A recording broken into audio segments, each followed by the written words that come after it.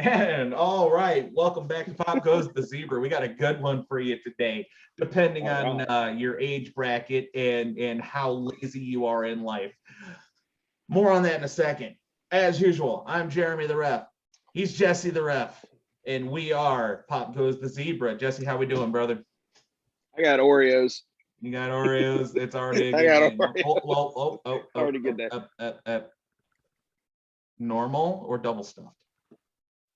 Normal. Attaboy, none of that double stuff bullshit.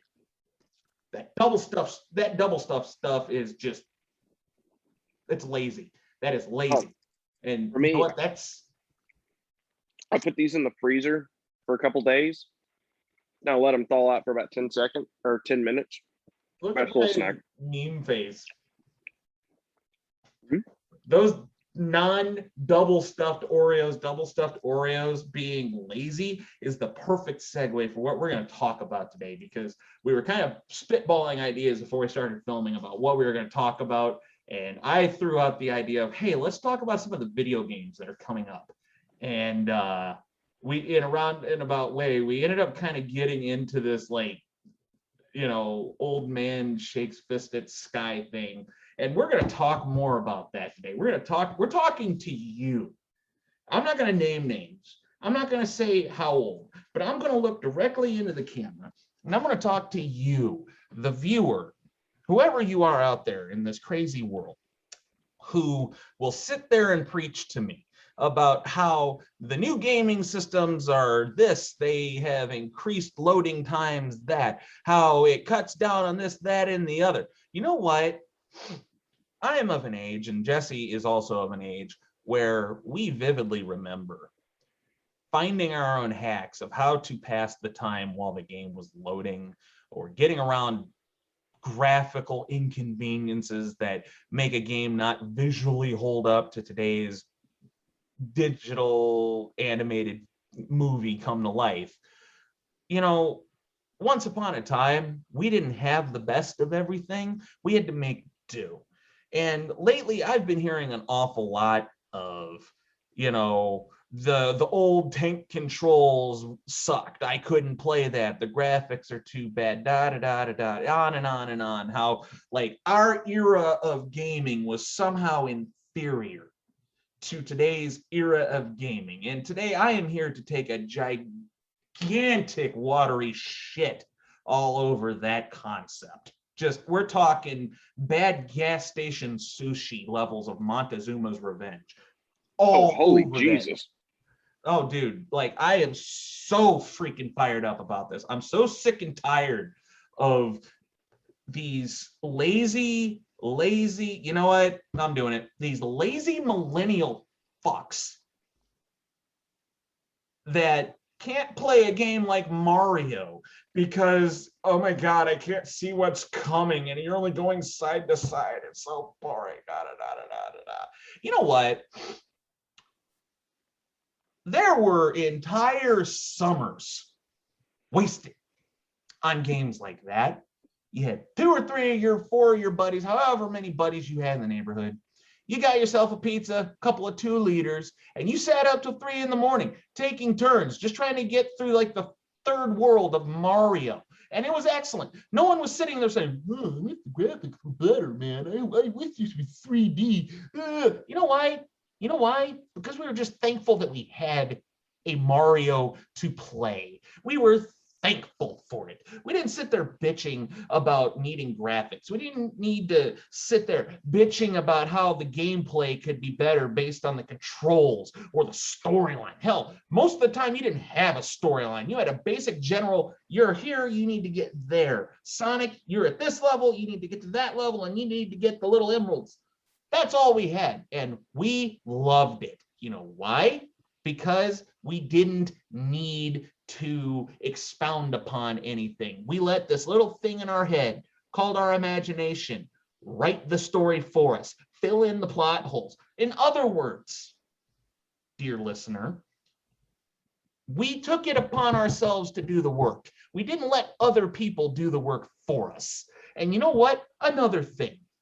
We didn't shell out $60 for a fucking game and then shell out another $10 for the battle pass, $5 for the new skin, another $20 for the tokens so we can buy the bullshit in the game that doesn't even do anything for you. We didn't have any of that. You know what we spent extra on? We either spent extra on the game genie or we spent extra on the fucking game guide. You know why? Because some of us wanted to get the full fruits of the game. We wanted to see what the game looked like without the limitations of the rules, with the extra added weapons, with the infinite ammo, the infinite lives. We wanted to see all angles of the game because the game was already there. We just had to explore how to unlock everything. We didn't sit there waiting for a developer to come along, knock on your door.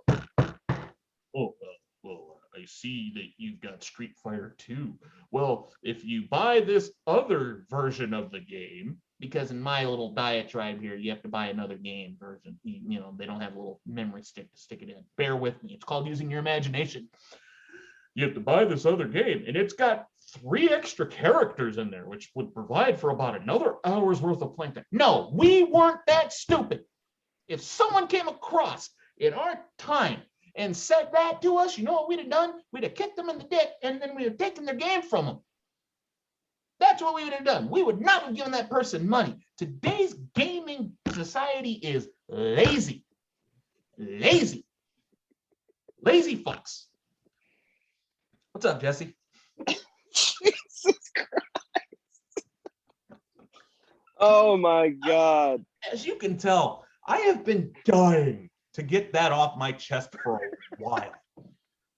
All of a sudden, like somebody's gonna look at the video. I'm like, Jeremy got political. He was all right up in the camera and they're screaming. Oh, they're talking about video games. Yeah. I have friends. I will tell them, you know what? I've got this game. I'm gonna call people out. Chad, Jake, Greg, I am talking specifically about you now. I have friends, those 3 friends, in fact. I will sit there and I'll say, when they're like, oh, well, this game needs, we got to wait for the battle pass, the new season to start, and I don't want to play that game. I'll sit there and say, hey, I've got a game that I think we would all enjoy, and I think we have a lot of fun with it. And I get the, oh, well, you know, it's a PS4 game, and oh, I just don't think so. And you should just buy the PS5 version because the load times are faster. Motherfucker, back in my day, load screens were simply the time spent between levels where you could get that blanket set just right, get the drink here, get the popcorn there, the bag of potato chips here because I'm a fat piece of shit. And then once the game was loading in the next 10, 15, 20 seconds, you're all set. And you know what? I had it set. I had a recliner.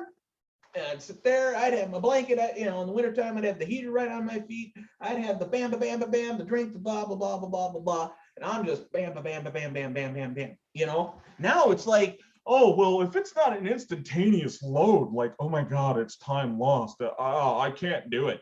I can't do it. And it drives me freaking nuts.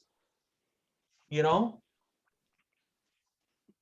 You're not going to contribute any of this. You just want to see me rant for a half hour, don't you? I'm amused by this. I mean, yeah, we're of a similar mindset. Like, dude, we grew up with like cartridge gaming. Like, I remember gaming before discs were, you know. So it's like we were lucky to have what we had. And looking at what we have now, I'm happy to have what we have, looking at what we've had. But I do miss what we had because it was so simple.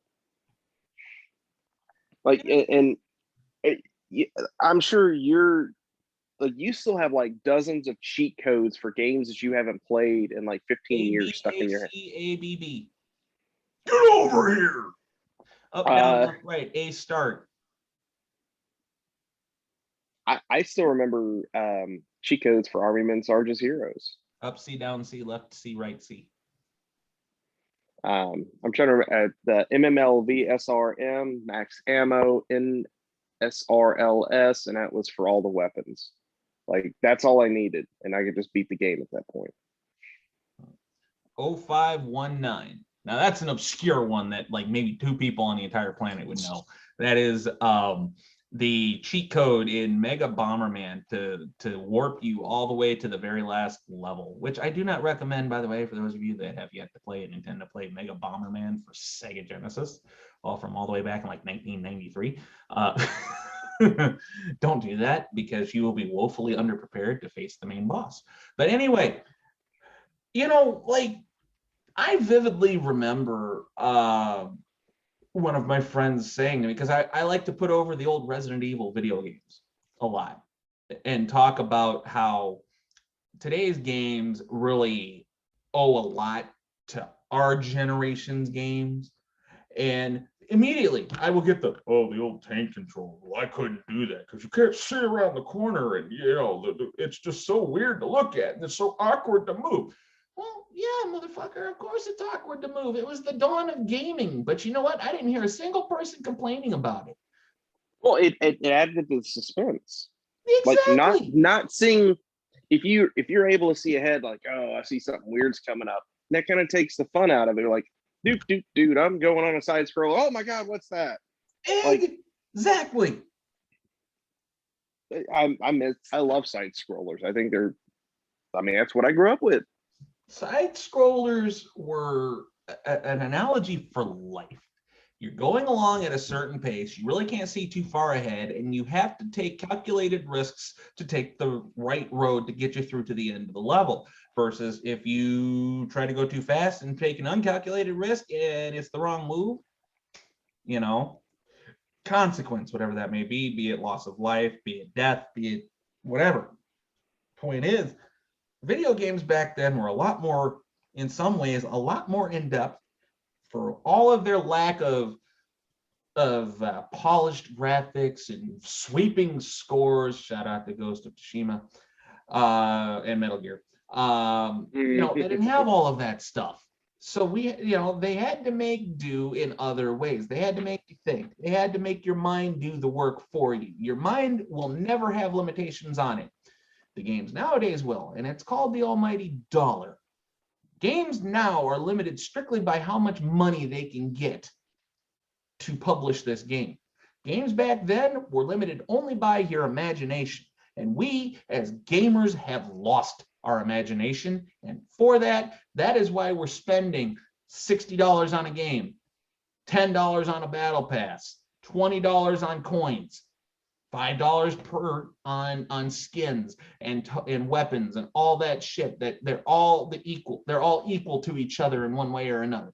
So or DLC, like, why are you selling me an incomplete game that I have to buy pieces for once you're done with it? It is a mark of how sad we are as a society that we accept unfinished work. Yep. And I say that as I had every DLC for Mass Effect or Fallout New Vegas.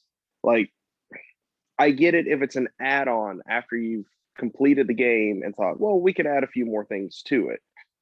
But if you're sending out an incomplete game where you have to finish it with a DLC, it's like, wow, I really am a sucker. Yeah, you really are a sucker. We really are a sucker. No, I'm proud to say that the amount of DLCs and skins and all that stuff that I bought versus have not bought are just substantially one-sided in favor of have not. Yeah,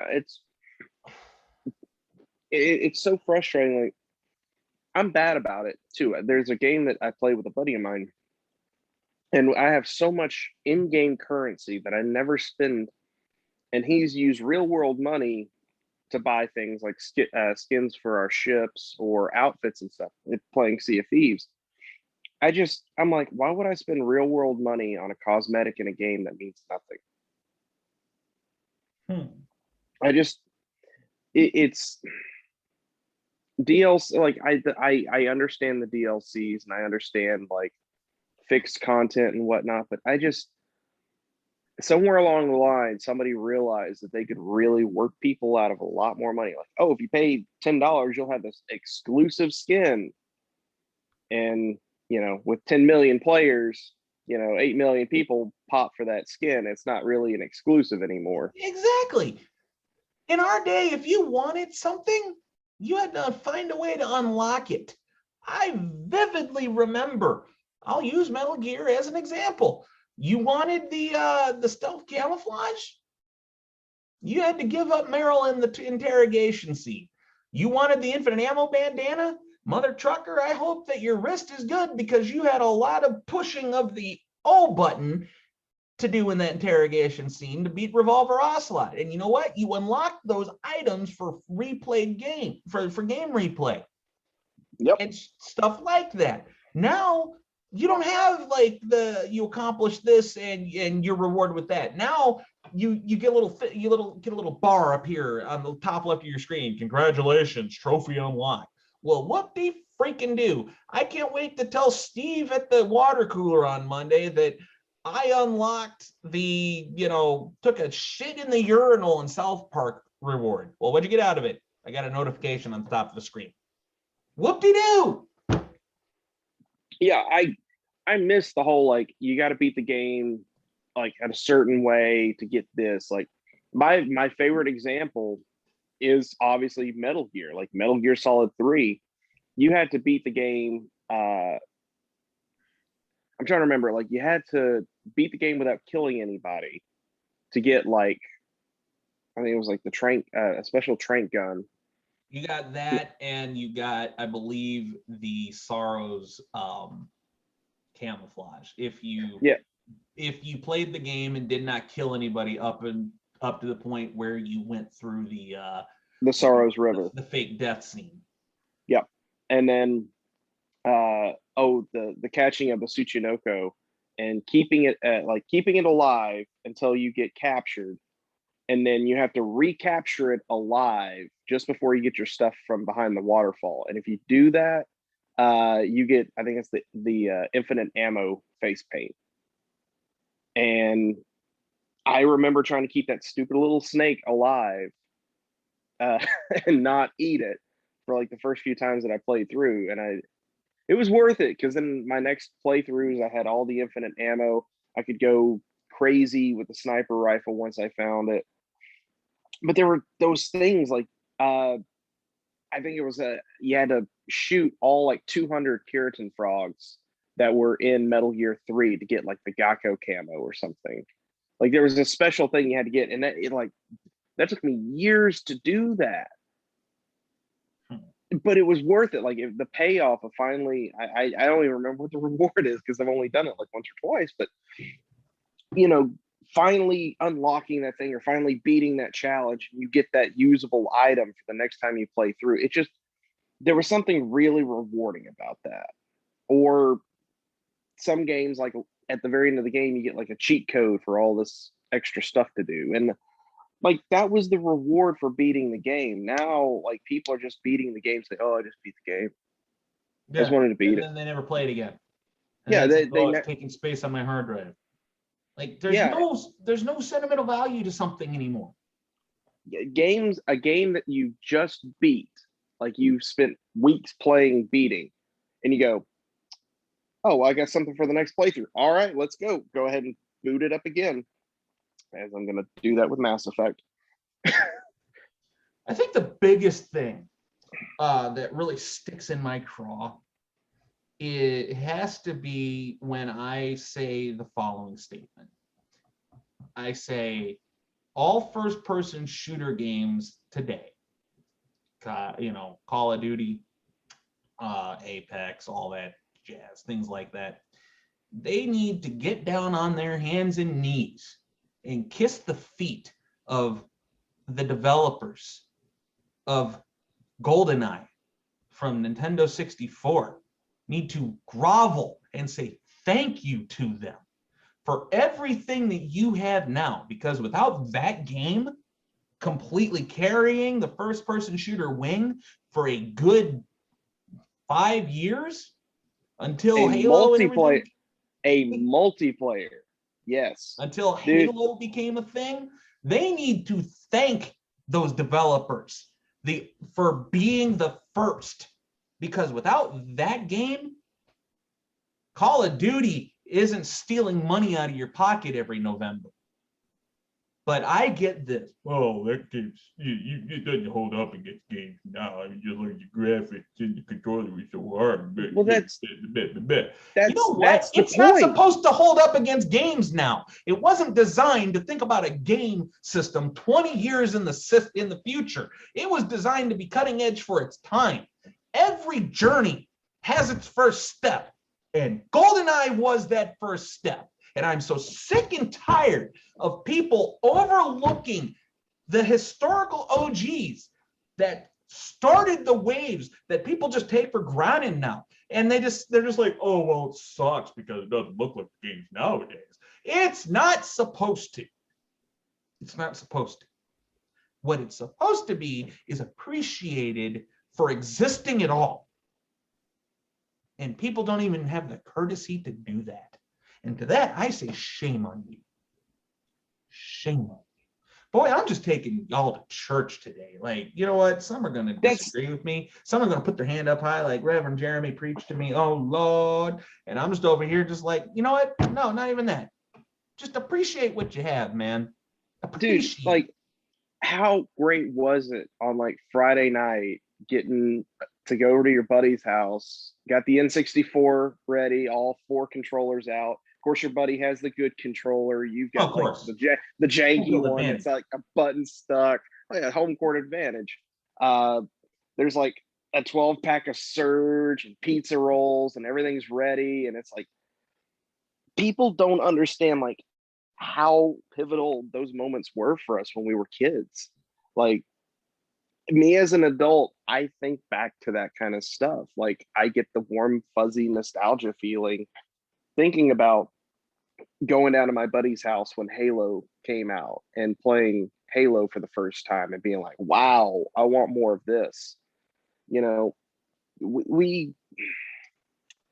yeah, I think we as adults need to get together with our friends and just like have like non-modern technology nights and like crack out the N64s on the old analog TVs, and hopefully Amazon. Allison still has her N64. Mine is currently sitting in a box in my closet. She's at work right now. I may have to meet her at the door and just be like, hey, you get the N64. I'm gonna go find somebody that has GoldenEye, and yeah. But I went to GoldenEye. I liked the WrestleMania 2000. I know a lot of people are No Mercy people. I like Mania 2000. That was just mine. Yeah, my roommate says the same thing. He said he liked WrestleMania 2000 over No Mercy. I mean, same game, just it's same game, different title. I think you had a couple of different arenas, but I do want to touch even on that. Like you look at the wrestling games now. How dissatisfied is a pocket of that audience that they still go back and they will create arenas from the modern day in those old, 1997 graphics, complete with the wrestlers, and it's amazing just how open and functional the gaming still is. Dude, one of the reasons why I want a gaming PC is so that I can play the No Mercy type mods, because for what it's worth today, you can hook an N64 up in a wrestling locker room, and a lot of the older guys will literally say, "This is where we learned how to do certain wrestling moves." I was saying, this is where we learned, baby. It's where it's. I can name 4 or 5 local guys that are still going. They all pretty much said, "Oh yeah, like we were doing this move from No Mercy or Fire Pro." Right. Yeah. To me, No Mercy still holds up. But what's actually really good is the WCW NWO Revenge, because that was that's the catalyst. That's the engine that these games were based off of. And the engine really didn't change. And the engine still hasn't changed for the modders. Like, when you make a wrestling game that is that good, that people to this day hold in high regards, it's fucking great. Yeah. It just bothers me how for granted some of the golden years of our youth are just so completely and utterly cast aside and disregarded as if they were unimportant when they were literally the dawn of man, right? We were the cavemen that discovered fire. Without us, you're still eating out of a can, pal. It's yeah. Think about it, like going with your mom to the grocery store and Oh man. n- not gonna buy the cheat code book, but she'll give you a piece of paper and a pen, and you can go write down the few cheat codes that you need. Oh, you remember this? You remember this? Yeah, Oh, come on, Mom. Just 5 more minutes. I know we gotta go. Oh, come on. I'm almost done with the demo. You know, you yep. were playing them at the store and you had like you're You had to crane your neck, like that's why some of us have neck problems, because walking into a Walmart and there's the N64 demo and the PlayStation 2 demo, and you're just like, oh man, I really want that. And hopefully if you're lucky enough, you got it for Christmas. That's like, maybe for Christmas. Well, it's March. Maybe for Christmas. Just, man. I can recall opening up a giant Christmas present and it being a Nintendo 64 that came with Pokemon Snap. So I figured out pretty quick that it was a lot easier to get stuff for the PlayStation than to get the PlayStation. So I got my own PlayStation. And then it was amazing how quick the games would roll in, because of course the games are infinitely cheaper than the system itself.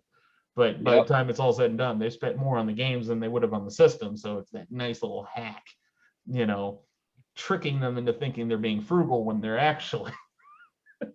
Yeah.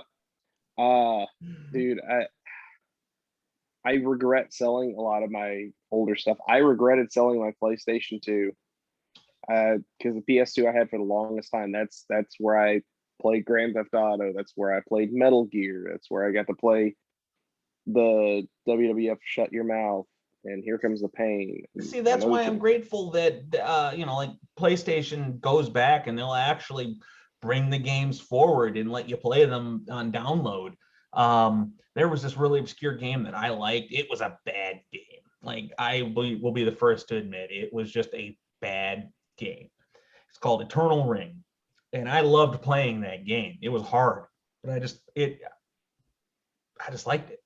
And PS4 actually brought it forward and made it like one of the downloadable games, and it was cheap. It was like $10. I was like, oh, freaking sold. And it's still sitting there because I loved the game. It was on par with like the original Resident Evil for like voice acting, but like the story was all right, the graphics weren't the best, the level design wasn't the best, but it was just good enough for a weirdo like me that I could work around that, in my head, and just kind of trick myself into filling in the gaps in front of me. But I just wish people would appreciate what came before them. The gripe I have with gaming is similar to the gripe I have with music, which that argument's been around long before I was around. The whole, oh, that song's 20 years old, it's not cool anymore, or it's not kosher, or it's, oh, it's so old, like old makes it bad. No, dude, it's a classic. And classic to me means it's something of value that has stood the test of time. I'm sorry, I will punch the next person that ever says that We Will Rock You isn't cool because it's old. Like, shut your mouth. But you understand, like, people should just appreciate what they have and the time they have with it, because man, it's only going to go up from here. Eventually, in my opinion, and it's already sort of ringing true, we're going to have gaming rooms where like you're actually doing the video game with the headset on and you're running around in you're going to be doing that. Like right now, you're just sitting stationary and you're swinging little nunchucks, but eventually you're going to have like X-Men has the training room. You're going to end up with that. I guarantee you in the next 50 years, we'll have something like that, where a room in your house has become like the game itself. It's virtual reality. I guarantee you it happens. We're close to it. I mean, that's We've at come some this point. far with VR. I guarantee you we're going to go further. Oh yeah, it's just not going to stop. Hell, the military's using it to train. You know, Yep. the application of like old school video game stuff in real world. Uh, they use gaming controllers to control remote controlled bomb diffusing devices because it's better than a RC controller, because video game controllers are the way the buttons are set are more comfortable for the human hand to do delicate jobs. I I vividly believe there's Cassie could tell me the Da Vinci machine that's used for medical procedures is done with a gaming controller.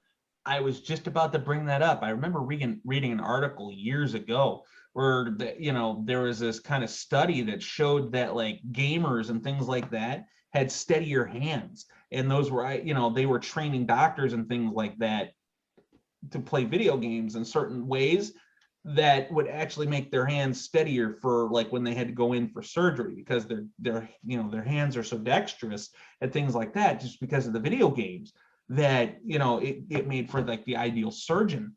And then, as you said, controllers are being used now for a lot of your robotic surgeries anyways, like, and it all started from Pong, Yeah. which is still a great game. Is it as emotionally and mentally compelling as The Witcher 3? No, but without Pong you don't get The Witcher 3, is the point I'm trying to make here. So just because something doesn't hold up to the lofty standards of today doesn't mean it doesn't have its value in place. Yeah. I mean, I look at the games that I played on for N64 with one joystick, and now I'm able to play running with one joystick, looking around with the other, taking for granted like how intricate you can make your gameplay. It I just I miss the simplicity. Like I do miss literally just the simplicity of popping a video game in and just playing it. But I do really enjoy the modern era where we're getting movies in these video games. Like if you play it properly, it's a movie. Oh, that's going to be the next thing that happens in video games on the PlayStation 6. They're just going to take what they've done now in movies where they superimpose people's skins over a CG dummy. And that'll be the next graphical update in video games, where you could, take a picture of yourself on your phone and like that's your character now. Like you're looking at me now. I guarantee. Oh wait, Tony Hawk Pro Skater did that. I guarantee you that's going to be the norm, where you're going to have real people and with real skins and all that stuff, and that'll be it. It's not going to look anything like it does now. Before you know it, it's going to look like a real person and not just an animated person. Yeah. Oh yeah, Guarantee it. Yeah. Sorry, I just got a message from work. Not liking that. Well, that's fine. I think I've gotten most of the fire, piss and vinegar out of my system. Like I said, folks, This kind of just a old man yells at cloud video. please stop making me want to punch you. And I'm talking about you lazy gamers. Please, like, I don't want to hit people until they start having shit takes on video games. Please don't have shit takes on video games. Please. Jesse, the words of wisdom, if you please. Yes. Well, yeah, no, nothing fancy today. It's just the typical do not add to the population or subtract from the population. And please don't be the reason why we have a safety briefing tomorrow. I'll do my best. And with that being said, this is the crew of Pop Goes the Zebra wishing everybody on Earth a good night. Stop having shit takes on video games, and we'll see you next time.